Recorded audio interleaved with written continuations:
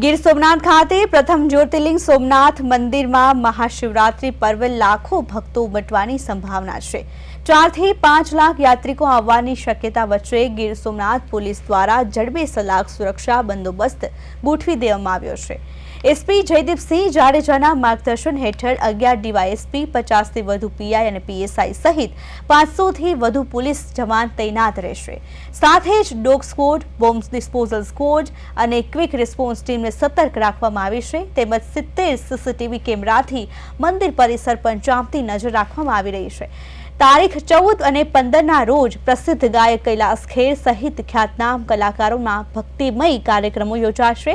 મુખ્યમંત્રી અને ઉપમુખ્યમંત્રીના આગમનને ધ્યાનમાં રાખી ટ્રાફિક માટે વિશેષ રૂટ ડાયવર્ઝન અને પાર્કિંગ વ્યવસ્થા પણ ગોઠવાઈ છે, જેથી ભક્તોને નિરાંતે દર્શન મળી શકે।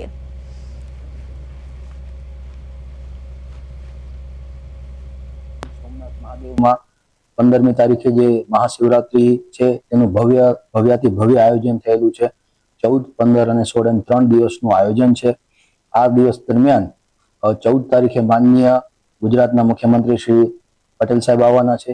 એમની સાથે ડેપ્યુટી સીએમ સાહેબ, સંઘવી સાહેબ પણ સાથે ઉપસ્થિત રહેનાર છે।